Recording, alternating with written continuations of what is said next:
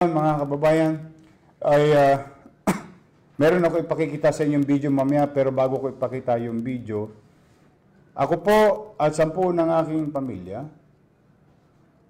at 10 ng mga kawani ng pamahalang lungsod ng Maynila.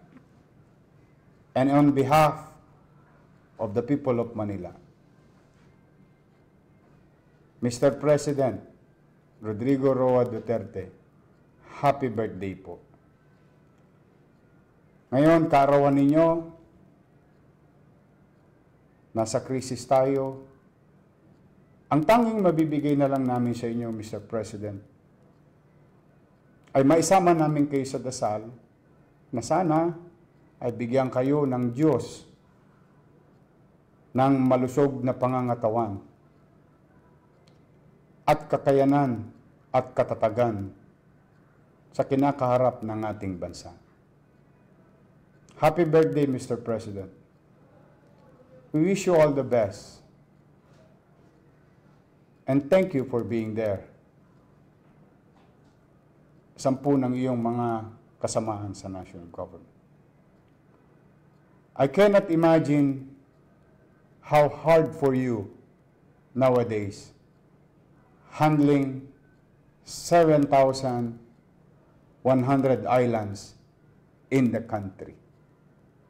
All are susceptible or will be put in danger by this so-called COVID-19 virus. Alam ko kung mahirap ang kinakarap nyo, Mr. President. But I know for a fact that one way or another, God gave you that position. The guy from the south, a mayor of 1,630 plus municipalities and cities, became a president.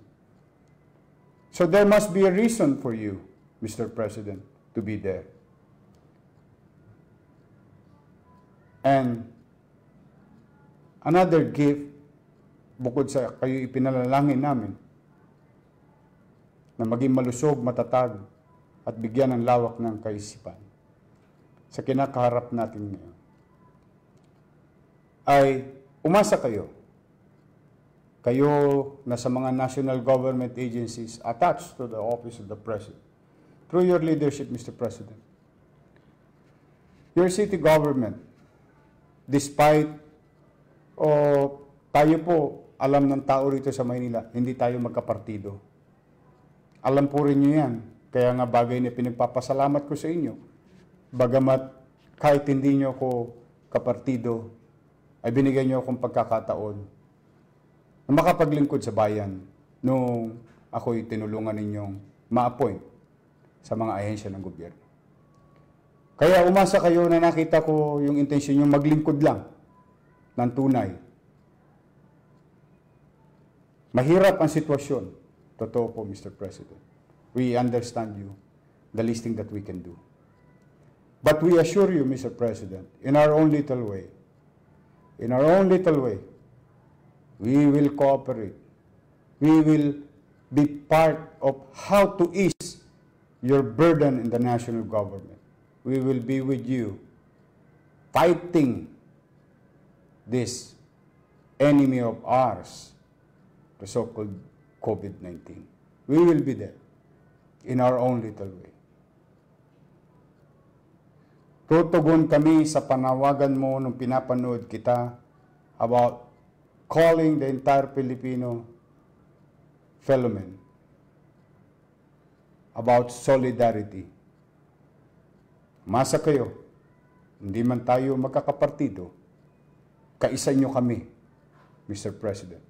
Yun ang regalo namin sa inyo. Yung mapagaang lang namin ang inyong pag-iisip, pag-aalala sa pagmamalasakit ninyo sa ating mga kababayan sa lungsod at sa buong bansa.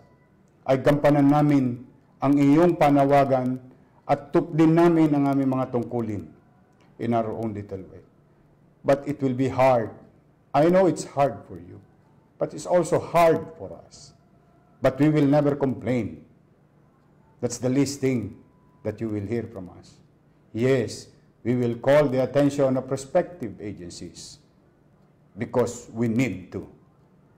But rest assured, Mr. President, in your birthday, your city government, out of many,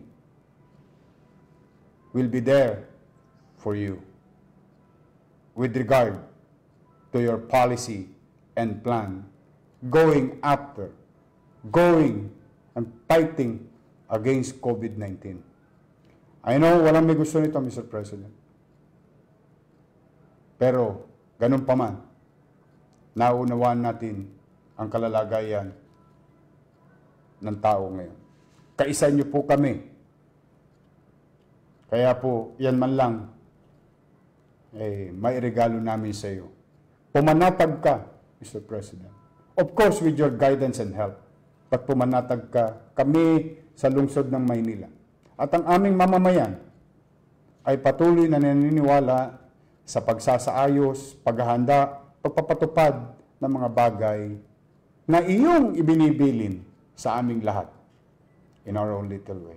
So, Mr. President, happy birthday sa ating mga kababayan sa lungsod ng Maynila. A simple thank you to the President. No matter what, it's really hard nowadays. I cannot imagine him handling the situation of 1,600 municipalities and cities. Tayo po, isang syudad pa lang. Hirap na tayo. But, katulad ng sinasabi ko mga batang tagalungsod ng Maynila, hindi tayo magpapatalo. Lalaban tayo. Hindi ka mabubuhay sa Maynila kung hindi malakas ang loob mo. Marami dito nagpunta sa Maynila dahil malalakas ang loob. Malalakas ang loob sa kabutihan. Malalakas ang loob sa mabuting bagay, sa magandang gawain. Kaya tayo nagpunta sa Maynila. Marami sa kababayan natin. Kaya tingin ko, gamitin ninyo ngayon ang lakas ng loob ninyo, mga kababayan. Labanan natin sama-sama itong si COVID-19. Yes, it's true. It's hard. Mahirap. Easier said than done. But, sa sama-sama nating pagkilos, pagkakaisa, iisa ang isip, iisa ang salita, iisa ang damdamin, ang gawain, tingin ko, titibay tayo. Tingin ko, darating din ang araw, mga kababayan. Makikita din natin ang bahagari. Darating din ang araw, sisikat na muli ang araw sa lungsod ng Maynila. It's hard. Halfway pa lang tayo, mga kababayan. Halfway pa lang. Pero tingin ko, kayang-kaya ng mga batang Maynila talunin si COVID-19. Tinalungan natin yung kahirapan sa buhay natin. Nakaraos nga tayo magpasahanggang ngayon. Despite o kahit na tayo may kinakarap na suliranin bago pa dumating si COVID-19. Nakaraos tayo. At patuloy tayong makakaraos. Kami, ang inyong pamahalang lungsod, we will be with you all the way. I will be with you all the way. Hindi namin kayo iiwan. Hindi ko kayo iiwan.